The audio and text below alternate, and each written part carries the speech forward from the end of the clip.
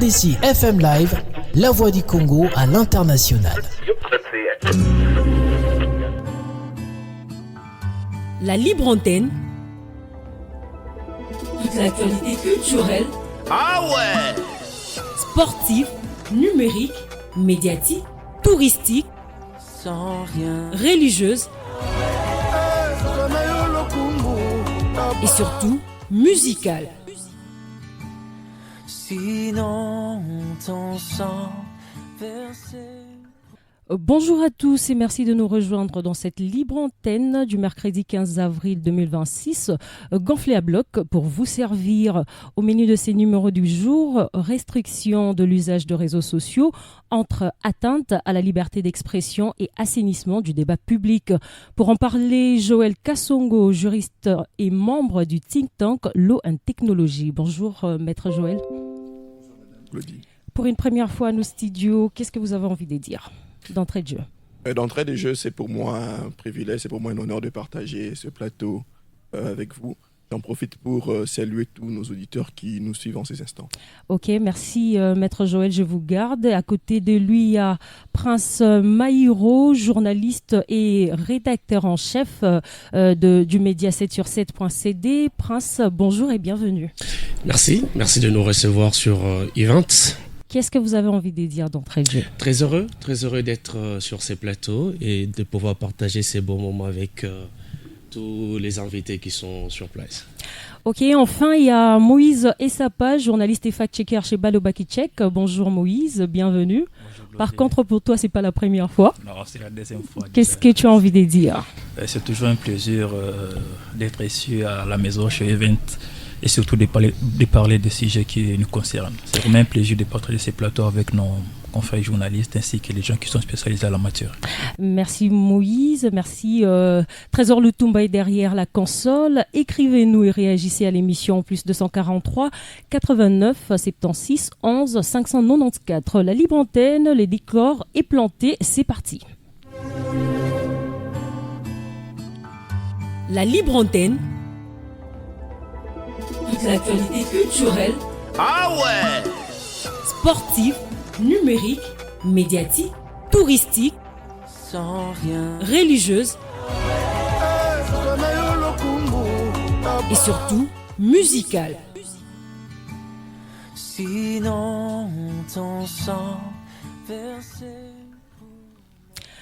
Lors de la 80e réunion du Conseil de ministres, le chef de l'État a mis en garde contre les dérives observées sur les réseaux sociaux.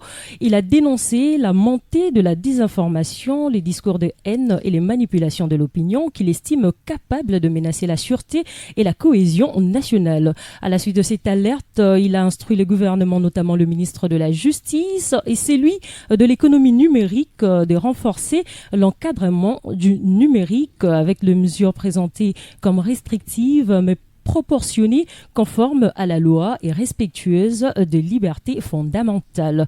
Cependant, cette position est critiquée par plusieurs observateurs qui y voient une possible atteinte à la démocratie et à la liberté d'expression garantie par la Constitution. Aujourd'hui, on en parle à travers cette émission. Une question reste essentielle: comment lutter contre les dérives en ligne sans tomber dans l'arbitraire ni étouffer les débats publics? Messieurs, les débats est ouvert. Je commence avec vous, Prince Maïro. Comme je le disais tantôt, d'un côté, le gouvernement congolais alerte sur la désinformation, les discours de haine, la manipulation dans l'usage de réseaux sociaux. Et de l'autre côté, plusieurs observateurs craignent qu'il y ait une dérive, restreindre davantage la liberté d'expression. Comment, selon vous, assainir le débat public sans transformer l'encadrement en censure? C'est une très belle question. J'imagine que le gouvernement, je n'aimerais pas être à la place du gouvernement, qui est entre les marteaux et l'enclume, parce que les réseaux sociaux aujourd'hui sont un moyen d'expression, c'est un canal qui élargit l'expression, un espace qui élargit l'expression aujourd'hui. Et donc, les réseaux sociaux ont permis de donner la voix à ceux qui n'en avaient pas dans les médias traditionnels. Et donc, il y a aussi, il faut le dire, de dérives sur les réseaux sociaux. Okay. Et pour assainir cet espace public, le gouvernement est appelé à prendre des mesures. Des mesures qui doivent permettre de maintenir notamment l'équilibre, mais aussi les bonnes mœurs, les bonnes pratiques sur les réseaux sociaux. Donc le gouvernement est le marteau et l'enclume. Donc dans ces cas, ce qu'il faudrait faire, c'est que le gouvernement doit faire en sorte qu'il y ait des mesures, notamment celles qui ont été déjà prises. Je parle par exemple du code du numérique, qui a été promulgué, je pense, en 2023 ou en 2024, qui répertorie un certain nombre d'infractions liées à l'exercice de la liberté de l'expression sur les réseaux sociaux. Et donc, dans ces cas, il faudrait s'assurer que cela ne puisse pas, en tout cas, déranger ceux qui exercent leur liberté d'expression dans la légalité, c'est-à-dire dans le respect de règles établies. C'est cela le rôle que le gouvernement doit jouer. Vous avez parlé de la loi. Elle a été promulguée en 2023. Mais nous allons y revenir. Mais vous avez également parlé de la liberté d'expression. Maître, je me tourne vers vous. La Constitution, dans son article 23, dispose que toute personne a droit à l'expression. Alors, comment concilier cette disposition légale avec l'idée des restrictions de réseaux sociaux? Donc, en d'autres termes, où doit vraiment se situer la ligne rouge à ne pas dépasser? Eh bien, écoutez, merci beaucoup. Comme nous le disions d'entrée de jeu, c'est une problématique qui vaut son pesant d'or. Puisque d'une part, il y a les textes qui posent les différents droits et libertés, notamment la liberté d'expression, la liberté d'opinion et toute autre liberté prévue par la Constitution. Et face à ces libertés, nous butons très souvent, pour le cas de la République démocratique du Congo, à des différents abus. Et je pense que justement, puisque nous avons une constitution qui dresse un bon nombre de libertés, il aurait fallu qu'il y ait également des textes qui viennent, non pas restreindre ces libertés, mais justement venir encadrer ces différentes libertés. C'est dans ce sens que, depuis 2023, le 13 mars 2023, l'État congolais a pris l'ordonnance loi du 13 mars portant code du numérique qui vient justement prévoir un bon nombre d'infractions liées au cyberespace parce que depuis toujours, nous avons toujours considéré l'Internet comme étant une zone de non-droit, un refuge d'impunité où on pouvait se permettre de dire tout et n'importe quoi. Mais aujourd'hui, grâce au code du numérique, nous avons une certaine, comme je le dis, pas une restriction, mais un encadrement afin que tout se passe dans les normes. Et donc, toutes les mesures prises, que ce soit lors du Conseil des ministres présidé par le chef de l'État qui vise justement à encadrer ces libertés, nous ne faisons pas face à des restrictions, mais à des mesures qui viennent encadrer le secteur pour que nous ne puissions pas tomber dans les différents abus. Donc, il serait ici pas très approprié de parler des restrictions, mais de parler ici d'encadrement. Voilà. Voilà, on parle de restrictions parce que justement, c'est les termes utilisés par le gouvernement, notamment d'abord par les chefs de l'État, qui a donné instruction au ministre de la Justice, qui a mis en place certaines restrictions. C'est en ces sens-là. Tout à fait. Et Moïse, je me tourne vers vous qui êtes fact-checker. On va aller crescendo, mais dans le contexte congolais, quel type de contenu pose réellement un risque pour la sûreté ou la cohésion nationale? Merci Glody pour la parole. Vous savez, la RDC traverse un moment qui est très crucial. Dans l'Est de la République démocratique du Congo, surtout dans sa partie Est, il y a beaucoup de désinformations qui circulent sur les réseaux sociaux. Surtout sur les réseaux sociaux X, on voit des vidéos, des images parfois hors contexte pour induire à derrière la population. Dès l'entrée, déjà nos confrères, ils ont invoqué une loi qui existait déjà en RDC, le code numérique, c'est bien. Mais moi, j'aimerais bien analyser cette question sous deux angles. Il y a d'abord l'angle politique ainsi que l'angle sociétal. L'angle politique, pourquoi? Parce qu'aujourd'hui, si on restreint l'accès aux réseaux sociaux, pour certains politiques, c'est parce que c'est juste pour éviter les critiques, pour éviter la pression de la population. Prince l'a souligné, aujourd'hui les réseaux sociaux sont devenus un espace de communication pour plusieurs personnes à la fois. Donc ce n'est plus un forum, juste des appels ou de quoi, mais c'est un vrai espace de communication. Aujourd'hui, les réseaux sociaux sont des médias, ce ne sont plus des réseaux sociaux. Je prends l'exemple, vous savez, en Côte d'Ivoire, il existe une mesure légale.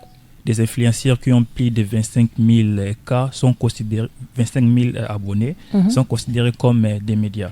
Okay. Donc, l'activité de ces influenceurs, là, si tu as plus de 25 000 abonnés dans ton compte, que ce soit sur Facebook, X ou WhatsApp ou YouTube, tu es considéré comme un média. Donc, si tu seras puni comme un média selon la loi de la haute autorité de communication équivalent aussi ça qu'ici dans notre pays. Donc, il y a des informations comme ça, des vidéos, des images qui circulent sur les réseaux sociaux. C'est bien d'encadrer cette mesure-là, comme Maître l'a souligné, mais restreindre les réseaux sociaux pour tout le monde n'est pas une bonne idée selon moi. Okay. Il faut voir aussi le côté tranche d'âge. Okay. S'il s'agit pour les mineurs, oui, j'accepte parce que les réseaux sociaux ont parfois des conséquences néfastes chez les mineurs.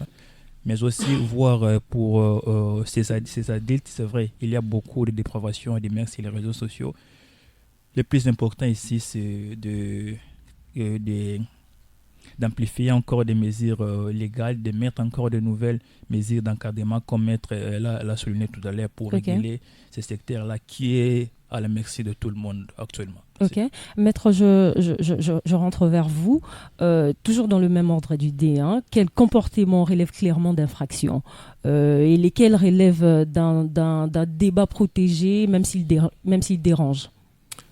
Avant de répondre à cette question, je voudrais rebondir à ce que disait ici notre confrère qui parlait de la légalité, tout ce qui concerne les différentes restrictions.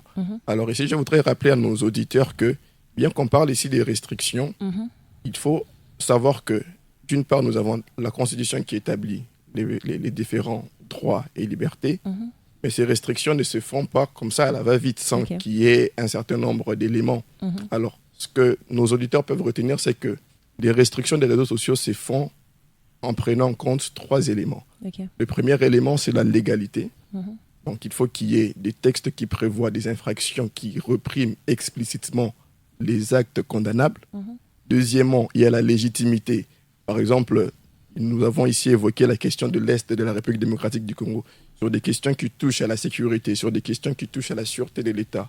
Ce sont des questions qui sont assez sensibles, qui doivent être plus encadrées, qui doivent jouir d'un encadrement beaucoup plus idéal. Et en plus de cela, nous avons également la proportionnalité. Et j'ai aimé l'intervention parce qu'il a dit qu'aujourd'hui, les réseaux sociaux sont des médias. Et en plus même des médias, aujourd'hui, les réseaux sociaux sont des véritables outils économiques.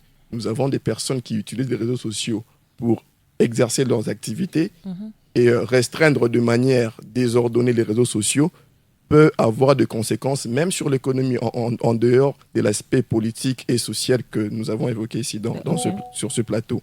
Et donc, pour revenir maintenant à la question posée, parmi les différents faits que le Code du numérique condamne, il y a entre autres le harcèlement, il y a la diffamation, il y a également le fait d'initier ou de relayer des fake news. Voilà un bon nombre de comportements criminels qui, par moment, s'effectuent par le canal des réseaux sociaux que le Code du numérique encadre explicitement. Donc, c'est vraiment des cas beaucoup plus précis. Ce n'est pas une restriction dans la globalité, mais il s'agit ici des actes criminels bien identifiés. Ok, des actes criminels bien identifiés. Prince Maïro, vous êtes journaliste, rédacteur en chef d'un média en ligne, mais personnellement, vous êtes aussi actif sur les réseaux sociaux. Moi, j'ai envie de savoir quelle est, selon vous, la frontière entre critiques légitimes et accusations de désinformation ou de discours de haine. D'abord, c'est très important de relever 2-3 éléments par rapport à ce que les confrères ont soulevé sur le plateau. Je voudrais d'abord évoquer ce qu'a dit Moïse. Il faudrait, en tout cas, c'est bien bon de le dire aujourd'hui, que ce n'est pas bien de restreindre les réseaux sociaux. Mais le gouvernement n'a pas encore développé ou bien n'a pas encore déterminé les implications. C'est que cela implique en disant qu'il faut restreindre les réseaux sociaux. Qu'est-ce que ça implique exactement? L'autre question qu'on se pose aussi, c'est que est-ce qu'on va aller jusqu'à couper certains réseaux sociaux comme les États-Unis l'ont fait peut-être? Est-ce qu'on va limiter l'accès? Est-ce qu'on va limiter les débits de connexion Internet? Est-ce que toutes ces questions vont justement doivent trouver des réponses au niveau du gouvernement? Et en ce qui concerne aussi les infractions, la plus importante pour nous, journalistes par exemple, il y a l'initiation ou les relais des fausses informations condamnées par l'article notamment 174. Okay. Donc aujourd'hui, c'est vrai, je l'ai souligné dans mon introduction, que les réseaux sociaux sont un vrai espace de discussion aujourd'hui. Les réseaux sociaux ont permis de donner la voix à ceux qui n'en avaient pas dans le média traditionnel, mais il faut cependant reconnaître qu'il faut des limites. Okay. Il faut des limites. Les infractions ont été bien citées par notre maître qui est à côté. Il ne faut pas tomber dans la diffamation. Il ne faut pas tomber dans les injures. Il ne faut pas tomber dans les relais de fausses informations. Il ne faut pas aller jusqu'à toucher à la vie privée des gens. C'est ça la frontière. Il ne faut pas arriver jusqu'à ces niveaux-là. Okay. Il y a un certain nombre de choses définies par les lois qu'on ne doit pas du tout franchir pour arriver à tomber dans les dérives. Ok. Moïse Essapa, je pense que vous qui êtes fact-checker, vous partagez l'idée de Prince Mayoro. Oui, je partage l'idée de... Mais si aussi, je dois compléter, vous en tant que fact-checker sur les terrains, comment est-ce que vous distinguez une erreur factuelle, une interprétation, une opinion ou une intoxication planifiée? Comment est-ce que vous arrivez, à travers vos outils, bien sûr, à distinguer cela? En fait, nous, on se base sur les faits. Okay. Vous savez, les faits sont sacrés, comme on dit en journalisme, et les commentaires sont libres. Si il y a une publication, une information sur les réseaux sociaux qui n'est pas conforme aux faits, pour nous, nous pensons que c'est une fausse information, c'est une information soit qui est modifiée ou falsifiée. Donc, en fact-checking, si je peux aussi l'évoquer, je sais que ce n'est pas les débats, on se base sur les faits. Oui, Okay. Prince, je suis d'accord pour ta première question concernant l'intervention des Prince Mayoro, je crois, je ne vais pas massacrer. Exactement. Massacrer son nom. Mais aujourd'hui, les réseaux sociaux sont aussi un vrai. Je retourne toujours sur ces points. Pourquoi?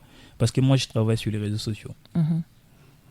H24 sur les réseaux, réseaux sociaux. Tout ce que nous diffusons, tout ce que nous collectons, c'est sur les réseaux sociaux. Donc, restreindre les réseaux sociaux, c'est vrai que ce n'est pas une bonne manière de faire les choses, mais aussi encadrer cet espace-là, c'est ça la meilleure façon de faire les choses. Okay. En fact-checking ou en vérification, on défait s'il s'agit d'amplifier nos contenus ou s'il s'agit d'essayer d'atteindre certaines populations qui sont dans les coins du pays. On n'utilise pas la télévision, les journaux, on utilise les réseaux sociaux en fait. Okay. Alors, arriver à restreindre les réseaux sociaux, ça peut aussi causer beaucoup de mal concernant la publication de... Ok. Maître, vous voulez rajouter par rapport aux propos de Moïse Essapa? Oui, je voudrais ici préciser quelque chose d'important que j'ai dit au début, mais qui est peut-être passé inaperçu, entre guillemets. Okay. Ici, pas restriction.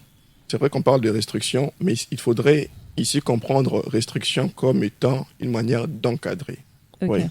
Cette restriction, ça ne veut pas dire qu'on tomberait dans une situation où nous n'avons plus de réseaux sociaux ici en République démocratique du Congo. Il s'agit d'un encadrement de toutes les activités, de tous les posts qui se font sur les réseaux sociaux. Et si vous regardez l'esprit derrière la communication du ministère de la Justice, qui vise à instruire aux différents parquets de poursuivre, il s'agit ici de poursuivre des infractions qui sont commises dans le cyberespace. Vous voyez un peu.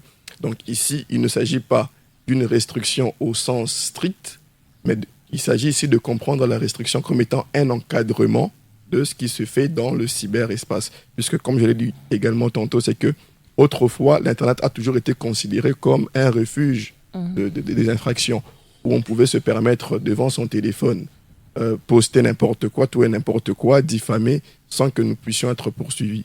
Mais aujourd'hui, grâce à ces restrictions, nous avons également la possibilité, même si nous, ici, qui sommes présents sur ce plateau, si nous faisons l'objet d'une diffamation de quoi que ce soit, nous avons, grâce aux textes, grâce aux mesures prises par les pouvoirs publics, de pouvoir saisir les instances judiciaires pour exiger une certaine réparation. Ok. Vous avez parlé de texte. On a tantôt parlé de la loi Code du numérique.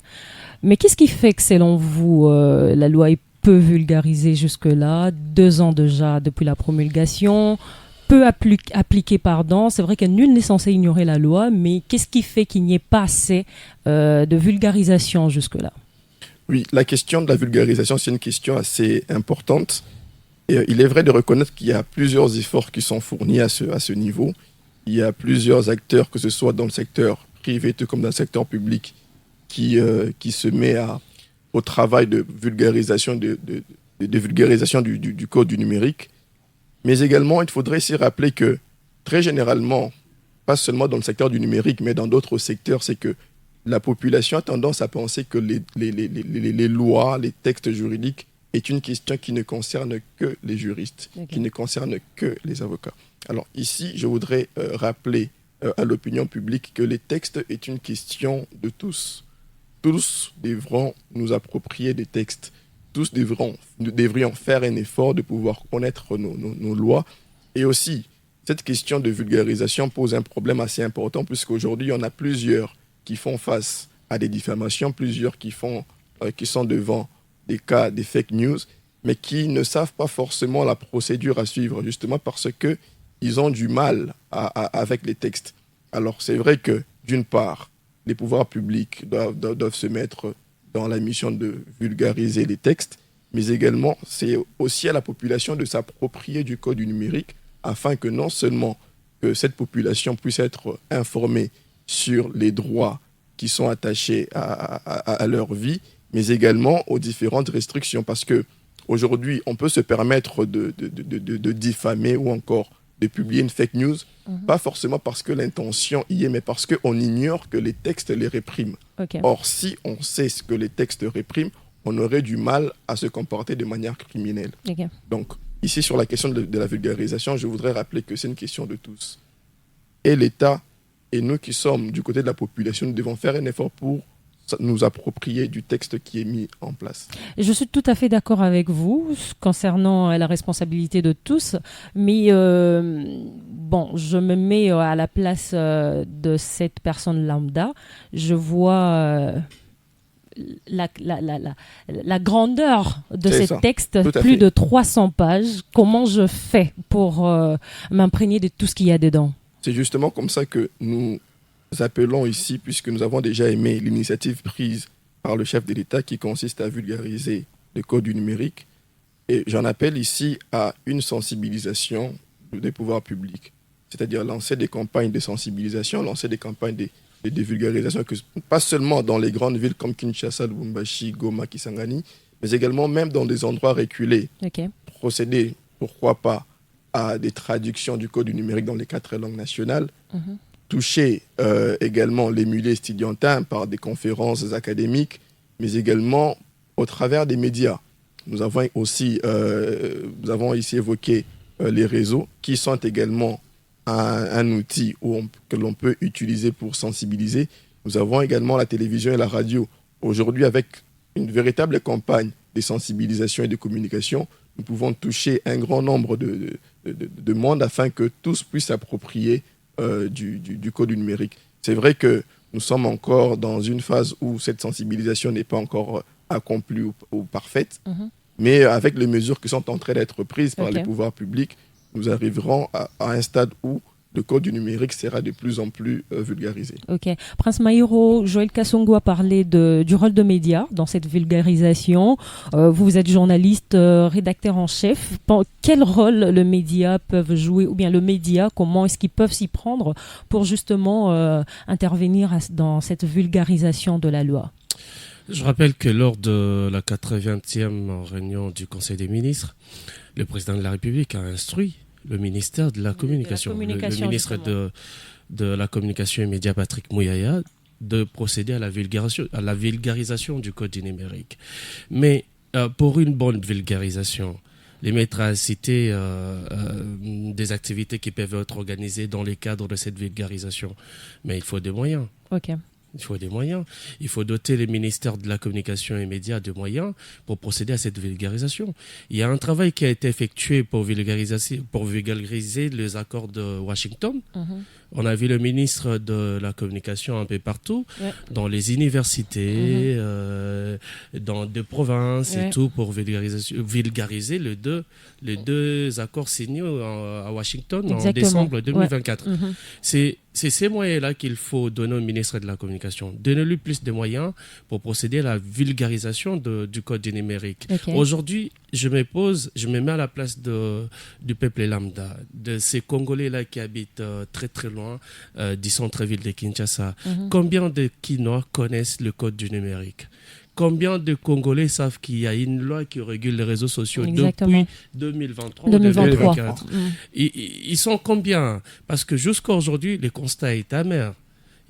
Mes confrères ne vont pas dire le contraire. Sur les réseaux sociaux, on continue à avoir ces infractions être commises, surtout sur TikTok, où je suis aussi fréquemment pour partager les informations. Ça continue, le rythme continue, mais il faut freiner ces rythmes. Pour freiner ces rythmes, les gens doivent être conscients, doivent d'abord savoir qu'il y a une loi qui existe, une loi qui réprime toutes ces infractions commises sur les numériques. Donc, il faut donner beaucoup plus de moyens au ministère de la Communication, parce que le média, pour répondre à ta question d'ailleurs, les médias que nous sommes, il faut savoir que nous sommes de privés. La plupart des médias congolais sont de privés, qui fonctionnent avec leurs moyens. La loi sur la presse nous donne la possibilité d'avoir des subventions de l'État. Mais nous n'avons pas ces subventions. Donc nous n'avons pas la capacité, avec nos maigres moyens, de prendre des initiatives par nous-mêmes. De prendre des initiatives pour vulgariser le code du numérique. Le ministère travaille avec nous en collaboration, et le ministère sait ce qu'il faut pour le média afin qu'il joue notamment ce rôle d'accompagner le ministère dans la vulgarisation du code du numérique. Parce que, comme je t'ai dit, comme je vous ai dit, on n'a pas assez de moyens. Les maigres moyens que nous avons, c'est pour payer nos employés et les autres. Et donc, l'État doit mettre à la disposition, non seulement à travers le ministère de la Com, non seulement des moyens financiers, mais aussi logistiques, pour permettre de vulgariser le code du numérique. Merci Prince Maïro. Vous qui nous suivez en ligne, vous pouvez réagir via WhatsApp au plus 243 89 76 11 594. Prince Maïro, vu que vous aviez la parole, je reste avec vous. Vous avez parlé de cette population qui continue à commettre des erreurs sur le réseau, bien qu'il y ait la loi sur pas des erreurs, des infractions. Des infractions, on va les dire comme ça, les infractions, malgré les restrictions. Pensez-vous que le fait de dire tout haut qu'il y aurait des poursuites peut créer une autocensure?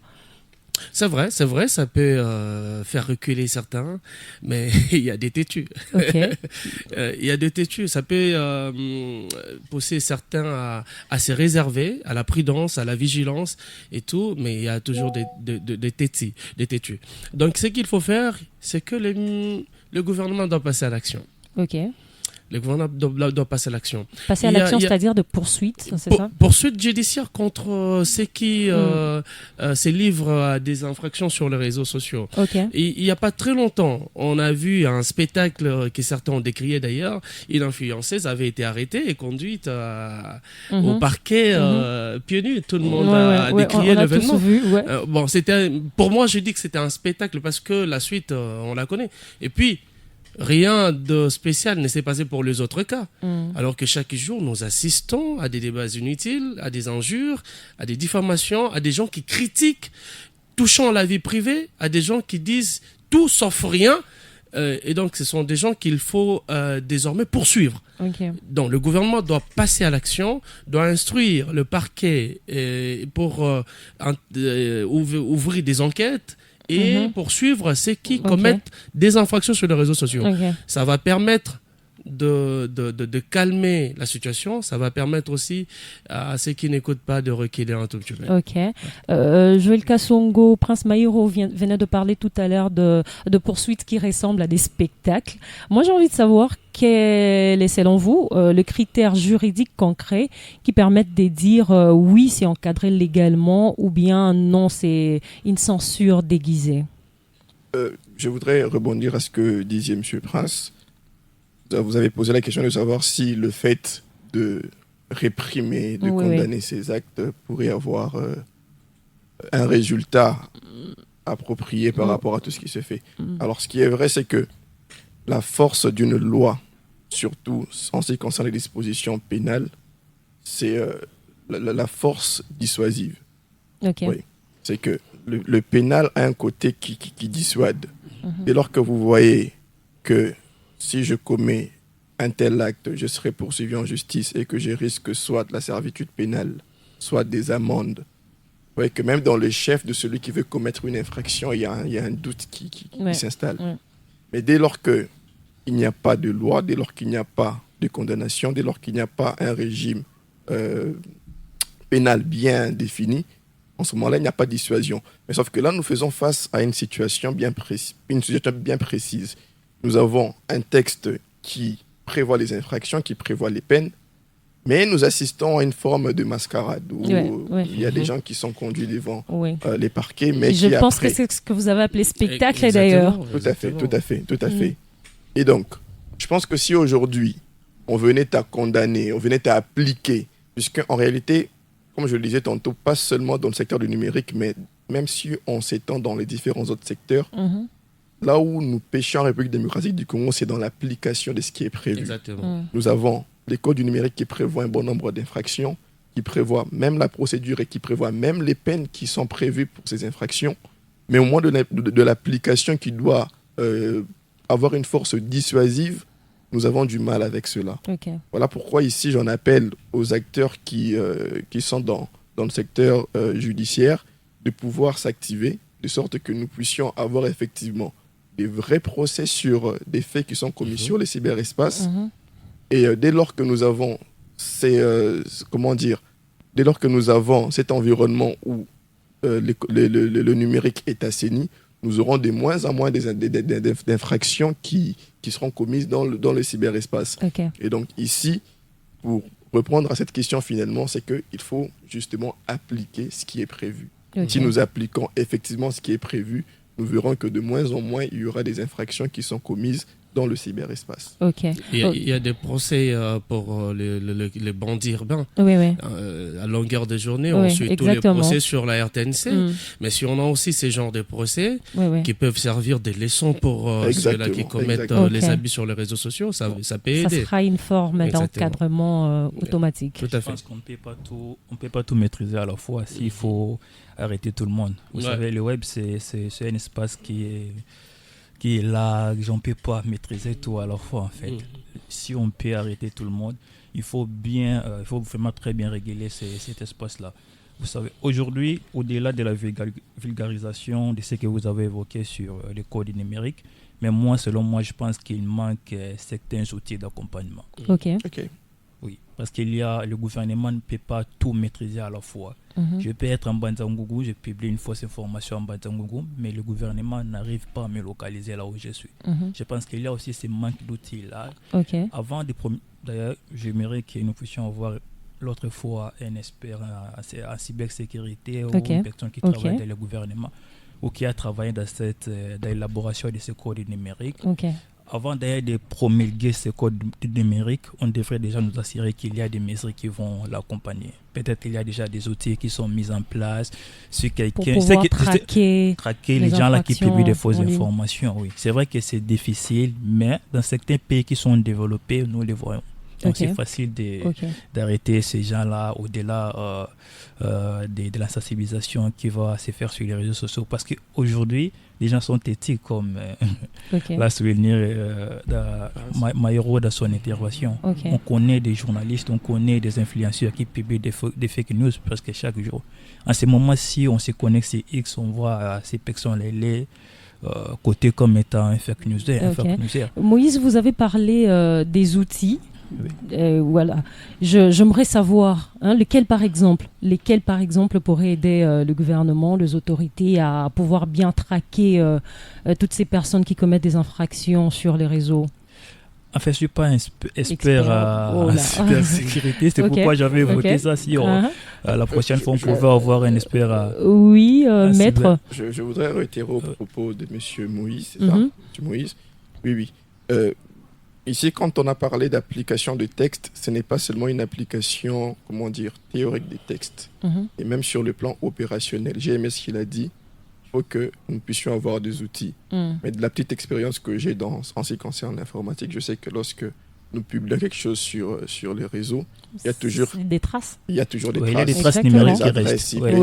Et aujourd'hui, je pense que l'État congolais s'est doté des moyens nécessaires pour pouvoir localiser tout le reste.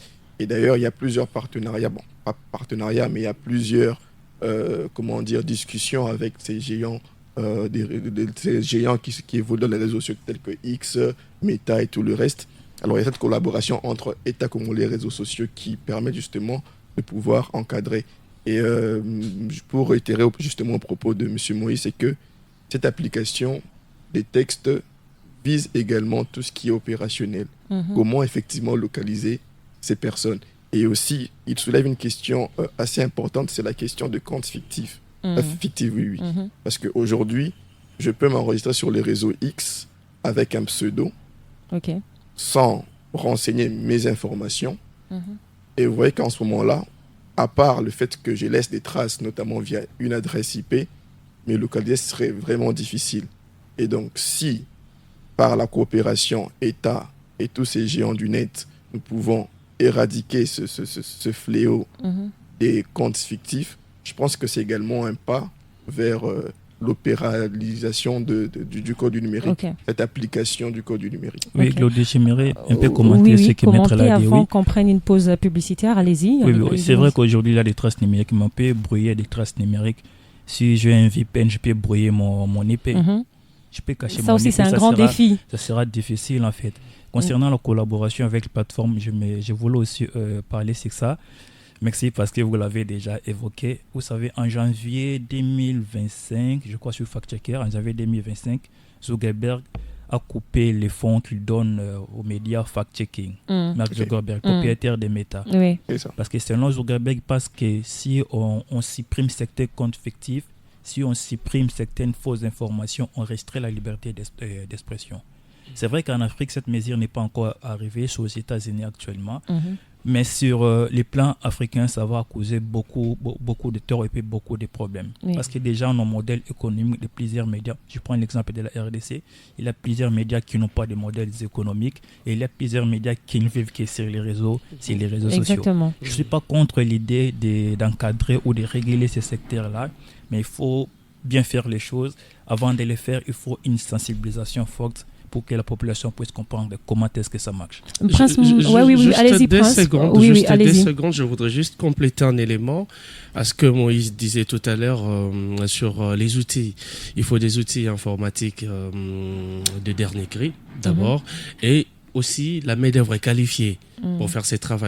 Et je pense qu'aujourd'hui, c'est le travail du Conseil national de cyberdéfense. Exactement. C'est ce travail-là que le Conseil doit faire. Malgré ce que nous déplorons aujourd'hui, je suis journaliste, mais je n'entrerai pas dans ces débats. Les travaux que doit faire le Conseil national de cyberdéfense, c'est exactement de s'outiller afin de commencer à retracer à tracer toutes les personnes qui commettent des infractions sur les réseaux sociaux. Voilà.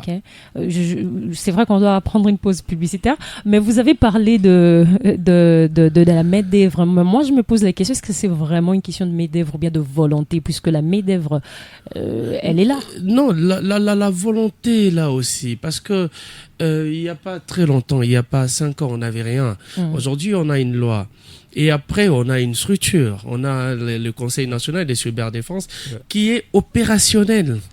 Même si certains disent que les conseils est plus dans les arrestations, entre guillemets, politiques. Mais c'est le travail du Conseil national de cyberdéfense. Donc, il faut plus de moyens à ces conseils et plus de formation pour les gens qui travaillent au sein de ces conseils. On a des partenariats avec Israël et d'autres pays qui sont spécialisés, qui sont très avancés sur cette question.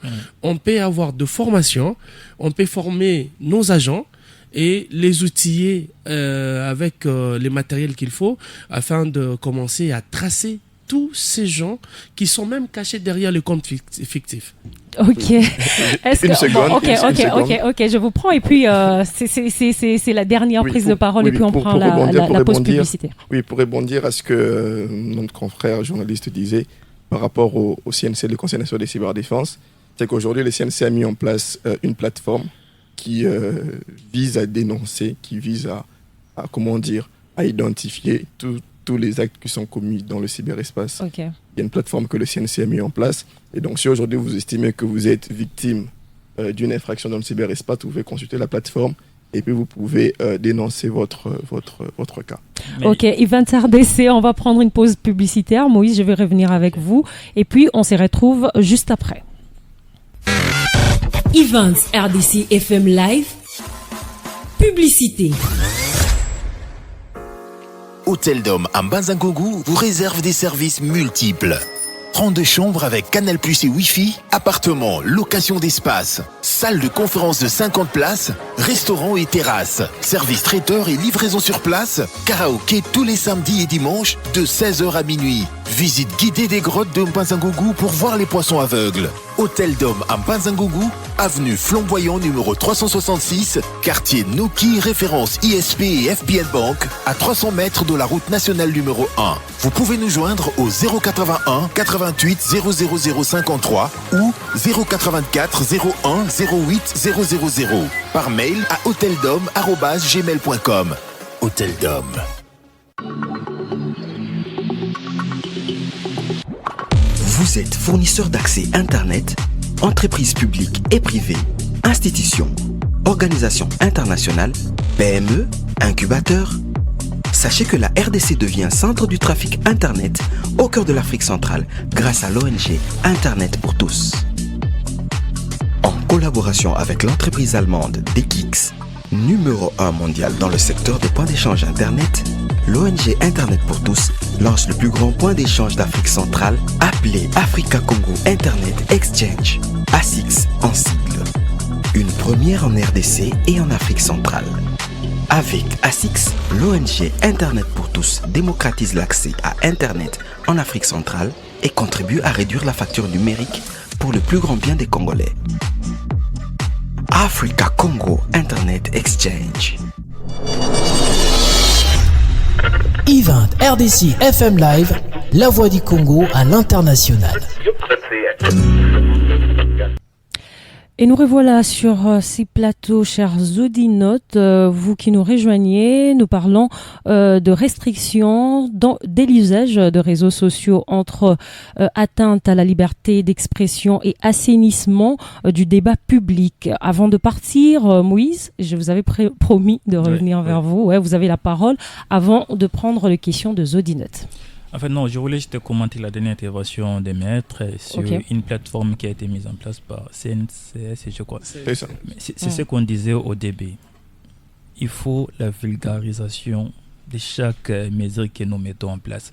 Parce que là, je viens d'apprendre chez le maître, je ne savais pas qu'il y a une plateforme pour signaler ou dénoncer les abus sur les réseaux sociaux.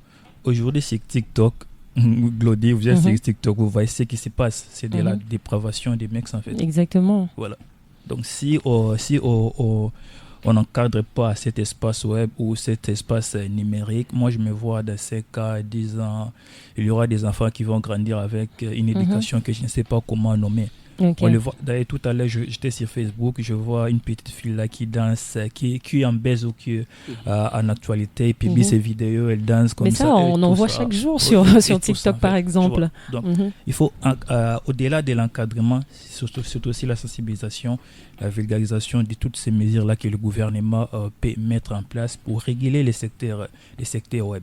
Si les journalistes comme Prince n'ont pas l'information, comment est-ce que la population... Justement, c'était ça aussi ma grande question. Voilà. Si déjà nous qui sommes ici, on n'a pas censés cette être information, journalistes, voilà. voilà. Ouais. C'est vrai Qu'en est-il de la population? C'est vrai que l'organisation des PEP dit oui, on a notre cellule de communication, on a des réseaux sociaux, c'est bien. Mais il y a des gens dont la population a donné cette confiance-là. Je prends l'exemple des journalistes. Parce que si X communique, ce n'est pas de la même façon que Prince va communiquer. C'est ça. La population connaît que Prince est un journaliste, il est crédible. Mais si Y me donne cette information, je vais un peu douter. Okay. Tu vois, donc le gouvernement doit vraiment travailler en collaboration avec les journalistes, mais au-delà de ça, avec les plateformes aussi, pour vulgariser tout ce qui peut mettre en place. C'est vraiment un réel problème de vulgarisation. Mais Moïse et Sapa, je sais que c'est pas votre rôle à Baloba Kitchek, mais je vois quand même vous avez une méthodologie assez éducative. Mais est-ce que vous n'envisagez pas de telles initiatives, par exemple? Si, mais avant tout, il faut avoir l'information. Oui. Ouais. Pas seulement avec cette plateforme, oui, en fait, mais sur la loi, par exemple, d'une manière générale. Oui, en fait, pour nous, à Baloba, qu'est-ce que nous faisons pour éduquer la population ou le public? On a un programme de ce qu'on appelle l'éducation aux médias. Oui.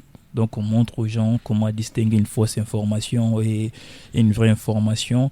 On a des programmes comme ça, de contenu de vidéos, de textes pour éduquer la population. Donc, à notre niveau, on fait la sensibilisation.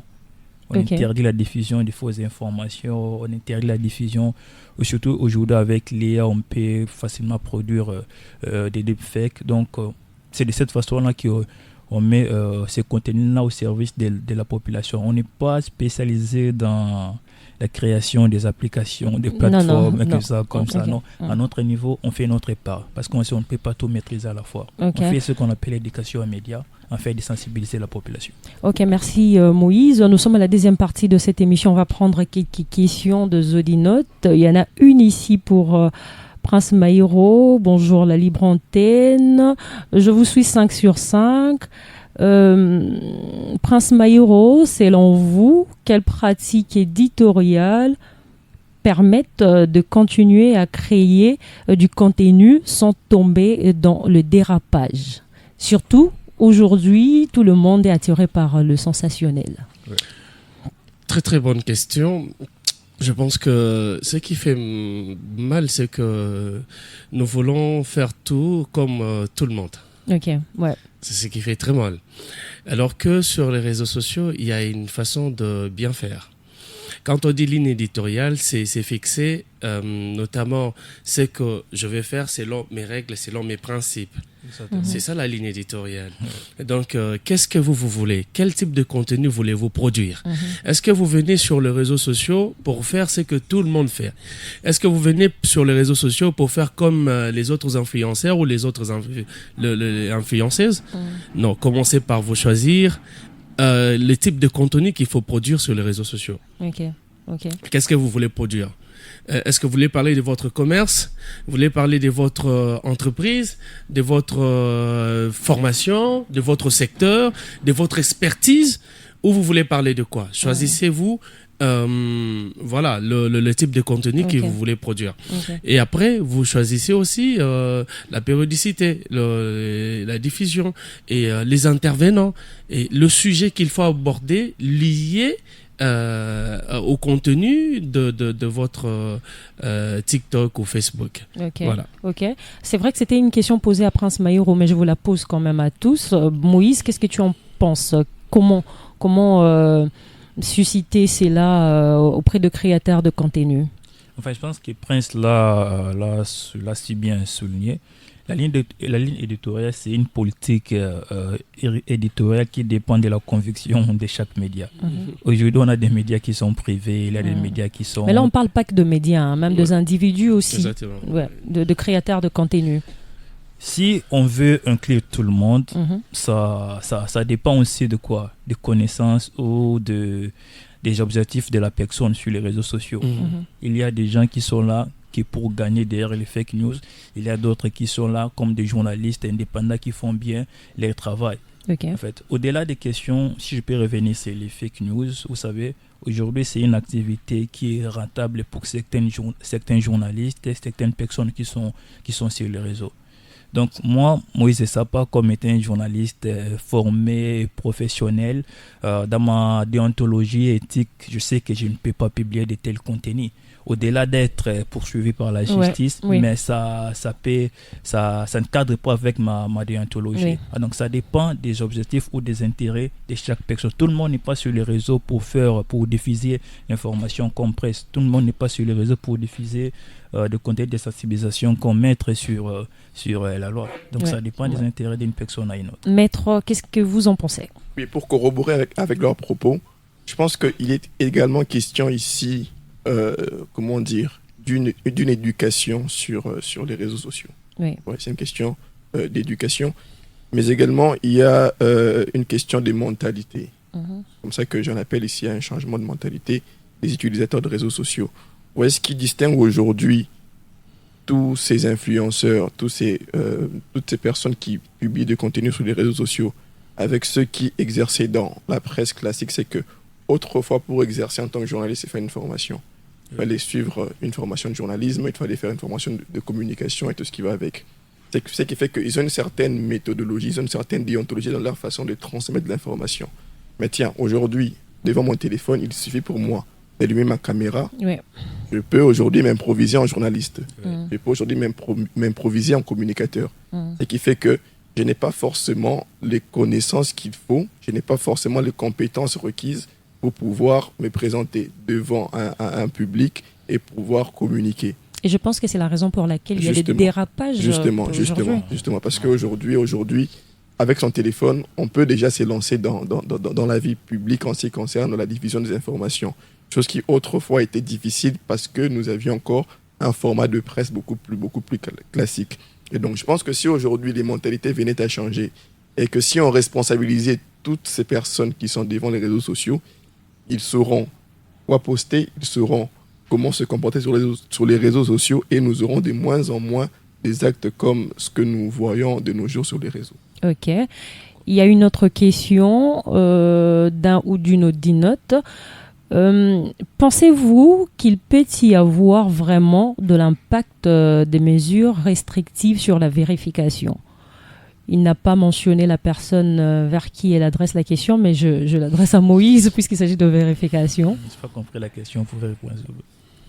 La personne a écrit simplement: pensez-vous qu'il peut y avoir vraiment l'impact de mesures restrictives sur la vérification? Des impacts sur la vérification. La vérification de l'information, sûrement. Je ne pense pas.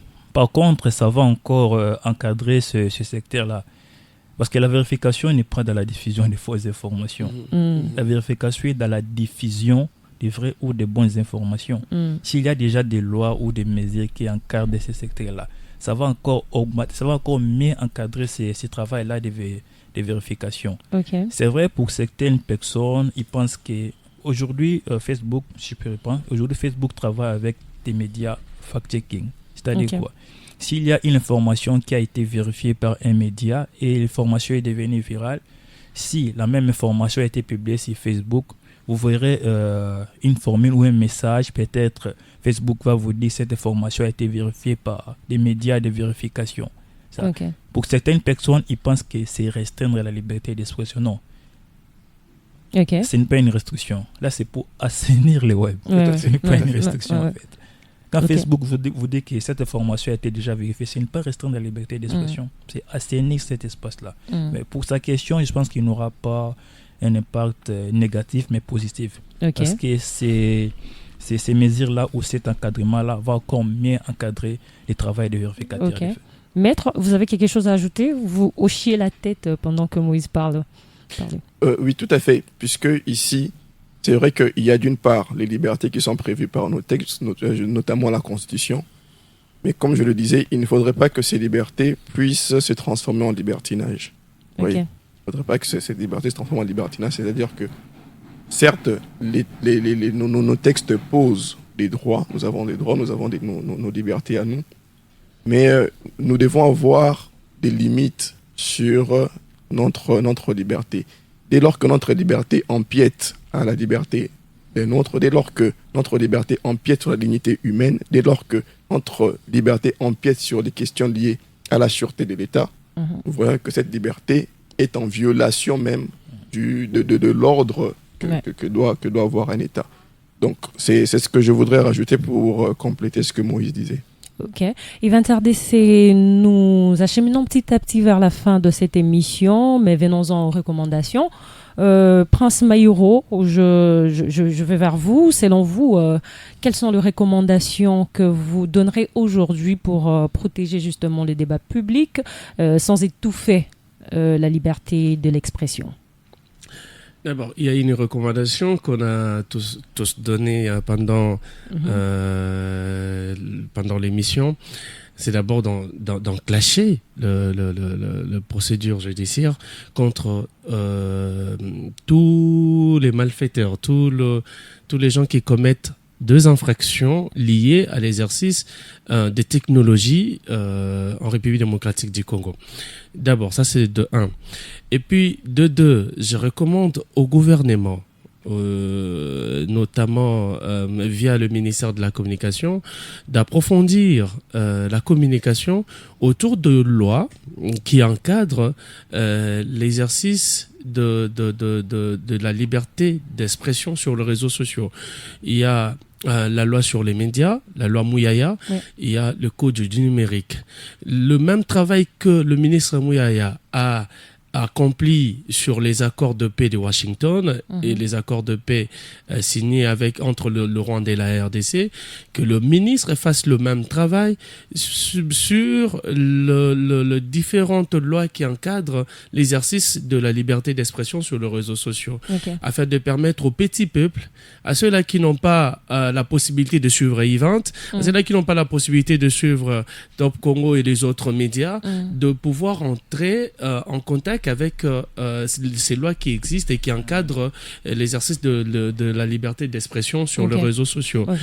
Mais aussi d'avoir des séances, ça c'est la troisième des choses, d'avoir des séances pédagogiques. J'ai vu le CSA qui a entamé quelque chose de ce genre, mais qui n'est pas allé très loin. J'exhorte, si c'est le CSA qui prend cette initiative, je les exhorte à continuer à instruire ces services pour organiser des séances pédagogiques avec deux influenceurs, avec le média, avec ceux qui sont dans ces secteurs, notamment Balobak Tchèque et tous les autres qui travaillent dans ces secteurs. Ça va vraiment aider à ce que non seulement que nous ayons les connaissances, mais aussi que nous soyons avertis. Ok. Et toujours dans le même ordre, Moïse, je reviens vers vous. Maître, je vois le think tank, Law and Technology, aussi emprunter le même chemin. Vous faites des ateliers de formation sur le droit et le numérique. Est-ce que vous vous projetez dans cette logique pour les jours à venir? Tout à fait. Nous, en tant que think tank Law and Technologies, nous sommes un cabinet d'études spécialisé dans le secteur du numérique. Alors, nous sommes parmi les acteurs privés qui accompagnent les pouvoirs publics, notamment sur les questions de vulgarisation, par les différentes formations que nous organisons, mais également par les différentes conférences que nous organisons. Je crois que vous êtes sans ignorer que nous sommes à notre 2e édition. Oui.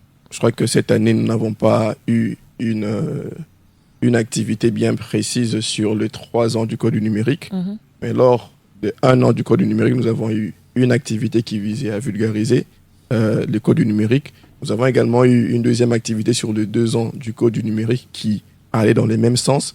Mais en plus de cela, nous avons plusieurs études sur notre site, le www.thinktanklawandtechnologies.com, qui expliquent, qui visent à vulgariser certains aspects, certaines dispositions du Code du numérique. Et donc, pour répondre à votre question, oui, c'est vrai que nous sommes un think tank, nous accompagnons les pouvoirs publics.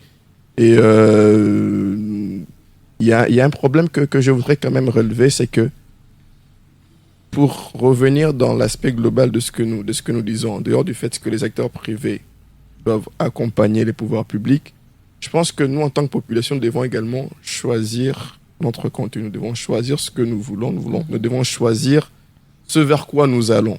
Vous voyez ? Je pense que s'il y avait une vraie volonté pour nous, en tant que consommateurs de ce qui est posté sur les réseaux sociaux, d'en apprendre encore davantage, on devrait participer, puisque là également j'ai décrit un comportement, c'est que très souvent nous avons cette réticence de participer à des activités constructives, que ce soit des conférences et tout ce qui va avec. Ouais. Donc c'est vrai qu'il y a une vraie volonté des privés d'accompagner les pouvoirs publics, mais également il faut que la population, les consommateurs de contenu puissent avoir cette volonté de venir vers les experts pour se faire former, pour apprendre davantage sur tout ce qui se passe sur les réseaux sociaux. Ok. Vu que nous courons vers le temps, vu que vous avez la parole, je vous accorde directement votre mot de la fin, de recommandations à faire par rapport à tout ce qu'on s'est dit dans le cadre de cette émission.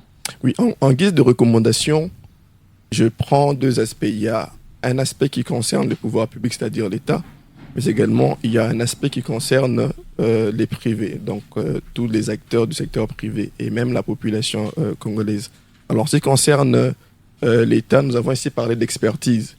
C'est qu'aujourd'hui, nous devons avoir des gens qui sont formés, pas seulement sur des notions théoriques, mais également sur les notions techniques. Moïse a fait mention des Haïti qui devraient normalement bien maîtriser la question, notamment sur les questions d'identification, de localisation des personnes qui commettent des infractions sur les cyberespaces.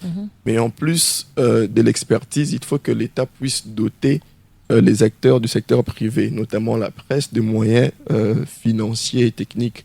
C'est-à-dire que les médias peuvent avoir la volonté de pouvoir accompagner, mais avec les maigres moyens décriés tantôt, vous voyez que c'est pas possible. Ça devient compliqué. Et surtout avec la couverture nationale, nous avons un pays aux dimensions d'un continent. Vous voyez que pour pouvoir vulgariser, c'est vraiment un travail de titan. Vous voyez, il y a ces aspects-là. Et en ce qui concerne les acteurs du secteur privé et surtout la population, ici, j'en appelle à une responsabilité collective. Il faut savoir que lorsque nous sommes derrière son téléphone, et d'ailleurs, je suis tenté de dire qu'aujourd'hui, le téléphone, les réseaux sont des armes que l'on peut utiliser.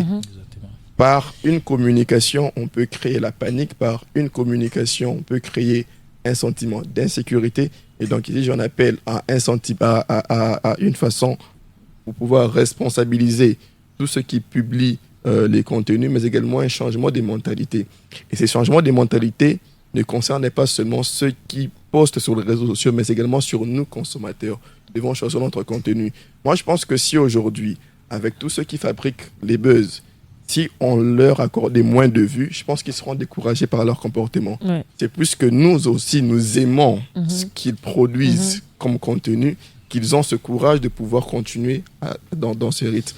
Mais si aujourd'hui, nous avons un comportement responsable, si aujourd'hui nous changeons notre mentalité et que nous choisissons notre contenu, je pense que ça découragerait de plus en plus ceux qui postent ce genre de contenu. Merci. Ok, Moïse Sapa, je prends vos recommandations, mais également votre mot de la fin. Maître a parlé de la responsabilité, et vous, en tant que fact-checker, quelles sont les recommandations que vous prenez aujourd'hui? D'abord, avant de donner mes recommandations, je sais que c'est déjà la fin de l'émission, merci, parce que c'est un sujet vraiment intéressant qu'on ne peut pas discuter. Et on note, prochainement, on aura une personne qui s'y connaît dans le cyberespace et tout. Pourquoi pas un panel sur ça? Donc, c'est vraiment un sujet qui est très capital en ce moment. Vous savez, avant de donner mes recommandations, à Balobaki, on a eu à tenir des formations pour les influenceurs. On a formé les influenceurs. Mais après, la personne que vous avez informée aujourd'hui, demain vous faites un tour sur son compte Facebook, vous voyez une fausse information, vous voyez un contenu. Il faut sévir, sévir maintenant. Le problème ici, c'est comme Maître l'a évoqué tout à l'heure, si ces influenceurs-là ont moins de vues, je pense qu'ils seront découragés pour publier certains contenus. S'ils sont encouragés, c'est parce que c'est la population qui encourage ces gens-là. Donc le problème, c'est la population. C'est ce que la population veut. Parfois, c'est la population. La responsabilité est partagée. Parfois, c'est la population. Donc, ici, ce que le gouvernement peut faire, travailler en collaboration avec certaines plateformes. Mais là, je passe déjà mes recommandations. Soit en collaboration avec certaines plateformes numériques pour limiter certains contenus. À une époque, je me souviens bien, il y a eu Facebook avait supprimé plusieurs comptes. Il y a même les comptes de certains acteurs politiques ici qui ont été supprimés par Facebook. Et après, il y a eu des débats de droits, des organisations qui se sont enflammées, ça s'est restreint de la liberté d'expression. Alors qu'il y avait des gens là ces gens-là avaient des comptes fictifs, ces gens-là publiaient des fausses informations qu'on connaît. On ne peut pas les citer ici. Au-delà des collaborations, des partenariats, le gouvernement doit aussi miser sur des programmes d'éducation aux médias. Oui. Non seulement à l'université, mais ça doit commencer, l'éducation numérique doit commencer dès les bas âges. Exactement. À partir des écoles, on doit y réintégrer. Je suis très content avec le travail de la ministre de l'EPST, je crois. C'est toujours l'EPST ou c'est notre appellation Raïssa. Oui. Parce que je vois c'est quelqu'un qui fait bien son travail, mais au-delà de ça, il faut intégrer ces genres de programmes de l'éducation aux médias, de l'éducation numérique à partir des écoles primaires, non seulement à l'université. Et surtout pour des universités aussi, bien que les journalistes, ce n'est pas la filière qui domine toutes les filières, mais dans chaque filière, il faut au moins intégrer ces cours-là ou cette matière de l'éducation aux médias ou de l'éducation numérique dans chaque filière de nos cours. Ok. Merci Moïse, merci Prince Maïro, merci Joël. Ok.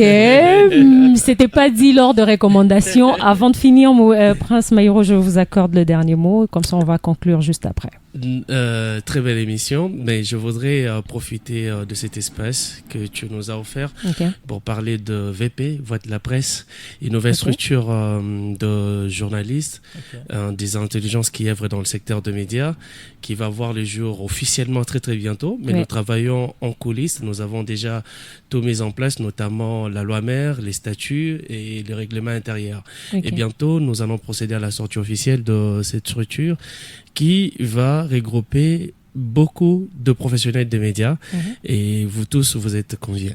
Ok, merci. Je pense que le message est lancé. Il y a déjà des journalistes ici, vous avez 2 membres. Ok, chers audinotes, merci à vous de nous avoir suivis. Merci à Trésor Lutumba qui était à la console. Merci, chers invités, d'avoir répondu présent. Quant à moi, je vous dis au revoir et au prochain numéro.